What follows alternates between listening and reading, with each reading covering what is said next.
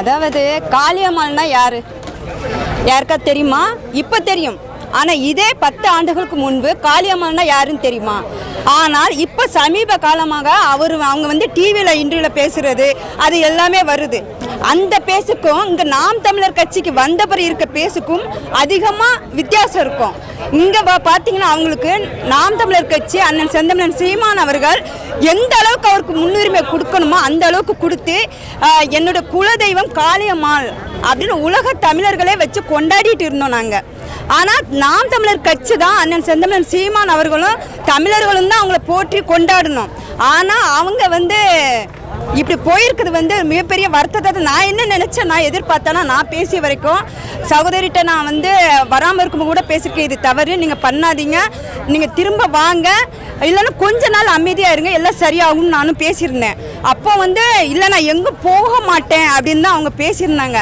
நாங்கள் என்ன நினச்சோன்னா தனியாக ஏதாவது இயக்கம் மாதிரி முன்னுக்கு கொண்டு போவாங்க அப்படின்னு தான் நான் எதிர்பார்த்தது. ஆனால் இந்த மாதிரி ஒரு மட்டமான அரசியலுக்கு போவாங்கன்னு நான் சத்தியமாக எதிர்பார்க்கல. உங்களுடைய பேச்சு திறமை எல்லாமே சாக்கடையில் போய் விழுந்துடுச்சு. உங்களோடலாம் நாங்கள் இருந்தோம் பார்த்தீங்கன்னா, உங்களுக்கு ஊக்கம் கொடுத்தோம் பாருங்க. அதை நினைக்கும் போது ஒரு பெண்ணாக நான் மிகப்பெரிய வருத்தத்தை தெரிவிக்கிறேன்.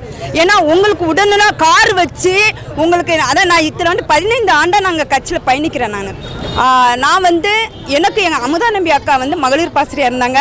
அவங்க எனக்கு என்ன சொன்னதுன்னா, நீ களத்துக்கு போ, நீ ஒரு மகளிராக இருக்காத, நீ 1000 மகளிராக உருவாக்கணும்னு அமுதா நம்பி அம்மா வந்து எனக்கு சொன்ன ஒரு வார்த்தை. அந்த ஒரு வார்த்தைக்காண்டி நான் மேடை பேச்சு கூட நான் விருப்பப்பட மாட்டேன். ஏன்னா மேடையில் 1000 பேசலாம், ஆனால் களப்பணிக்கு உருவாக்குறதுக்கு ஆள் தேவை இல்லையா? அதில் தான் நான் ஒரு முன்னோடியாக நான் இருந்து வந்துடணும். அப்படி இருக்கும்போது ஒவ்வொரு அமைப்புலேயுமே அண்ணன் வந்து ஒவ்வொரு பொறுப்பாளர்களுக்கு அண்ணன் முக்கியத்துவம் கொடுக்குறாரு.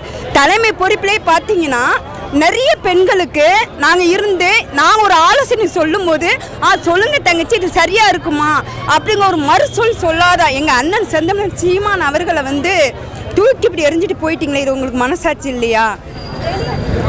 உப்பு காற்றை வாங்கிட்டு கடைசியில் நீங்கள் உப்பு இல்லாமல் சப்பாயிட்டீங்க. நாம் தமிழர் கட்சிக்கு அக்கா காளியம்மாவால ஒரு போதும் பின்னடைவா இருக்காது. நான் காலையில நியூஸ் பார்த்துருந்தேன்.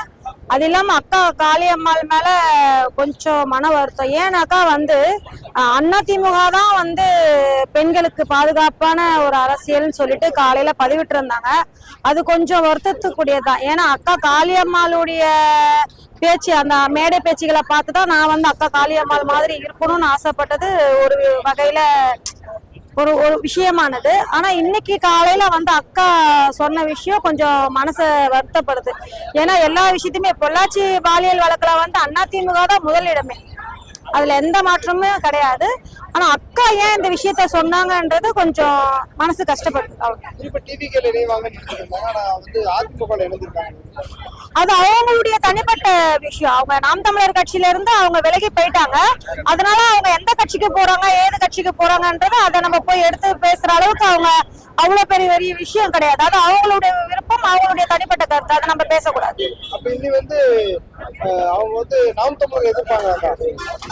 அது வந்து இன்னைய வரைக்கும் அவங்க எதிர்க்கல. அண்ணனை பத்தி எந்த ஒரு மேடையிலுமே சரி, உங்களை மாதிரி எந்த ஒரு யூடியூபர்ஸ் கிட்டயுமே சரி, அண்ணனாலதான் நான் வளர்ந்தேன், அண்ணனாலதான் எல்லாமே சொல்லியிருக்காங்களே தவிர அண்ணனை பற்றி இது வரைக்கும் எந்த குறையும் சொல்லல, இதுக்கப்புறம் சொல்ல மாட்டாங்க. ஏன்னா அவங்க வளர்ந்ததுக்கு முழுக்க காரணம் அண்ணன் மட்டும்தான், செந்தமிழன் சீமான் மட்டும்தான், நாம் தமிழர் கட்சி மட்டும்தான். அவங்க அனைத்து மேடைகளிலும் சொல்லியிருக்காங்க.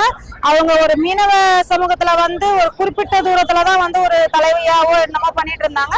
நாம் தமிழர் கட்சி மேடையில பேசதான் அவங்க பேசும் பொருள் ஆனாங்களே தவிர இது வரைக்கும் அண்ணனை பத்தி பேசல, இதுக்கப்புறமா பேச மாட்டாங்கன்றது நினைக்கிறோம். இடிமுரசு அவரும் வந்து இந்த மாதிரி கட்சியில இருந்து விலகி இருக்காரு, எப்படி பாக்குறீங்க? குறிப்பா தேர்தல் நேரங்களுக்கு அந்த மாதிரி நாம் தமிழர் கட்சியில முக்கியமான பேச்சாளர் என்ன? இல்ல, அண்ணன் இடிமுரசு வந்து அண்ணன் அது போறதுக்கு கொஞ்ச நாளுக்கு முன்னாடி வேளச்சேரியில உள்ள ஒரு திருமண கூட்டத்துக்கு வந்து பேசியிருந்தாங்க. அவங்க போறதுக்கு ஒரு வாரத்துக்கு முன்னாடிதான் வந்து திருமண கூட்டத்துல பேசியிருந்தாங்க. ஆனா அவர் இந்த அளவுக்கு போவாருன்னு சொல்லிட்டு நாங்க எதிர்பார்க்கல. அதுவே எங்களுக்கு கொஞ்சம் ஒரு எதிர்பார்க்காத ஒரு விஷயம் தான். அண்ணன் நெடுமுரசை பத்தி அவருக்கு பேசுற அளவுக்கு ஒன்றும் இல்லை, அந்த அளவுக்கு ஒன்றும் இல்லை. வெற்றி வாய்ப்பு எப்படி? கண்டிப்பா இப்ப பாத்தீங்கல்ல, தங்கை புனிதாவை பாத்தீங்கல்ல, அவங்களுடைய பேச்ச பாத்தீங்கல்ல, இதையும் கேட்டு இவ்வளவு விஷயத்தையும் பார்த்து மக்கள் ஓட்டு போடலன்னா மக்கள் ஒரு நல்ல எம்எல்ஏவை இழக்கிறதா தான் அர்த்தமே தவிர அதை தாண்டி வர ஒண்ணுமே பண்ண முடியாது.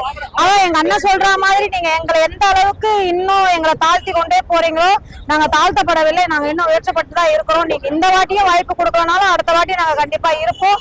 ஆனா கண்டிப்பா நீங்க இந்த வாட்டி வாய்ப்பு கொடுக்கணும். ஏன்னா ஒரு 4 லட்சம் ரூபாய் சம்பளத்தை விட்டுட்டு குழந்தை அவ்வளவுல இருந்து ஒரு பொட்ட பிள்ளை அங்க இருந்து வந்து தமிழ் தேசியம், தமிழ் நம்ம ஊருக்காக நான் வருவேன் கொள்ளுவேன் அப்படின்னு சொல்லிட்டு எல்லா விஷயத்தையும் பண்ணிட்டு இருக்கிறான். அதுக்காக இந்த ஆவடி மக்கள் வந்து புனிதா ஓட்டு போட்டு சட்டமன்றத்துக்கு அனுப்பணும். இன்னைக்கு இந்த இடத்துல பேசுனது மட்டும் இல்ல, சட்டமன்றத்துல என்ன பேசுவான்றதை நம்ம தமிழ்நாடு ஃபுல்லாவே பார்க்கணும். அது என்னுடைய ஆசை.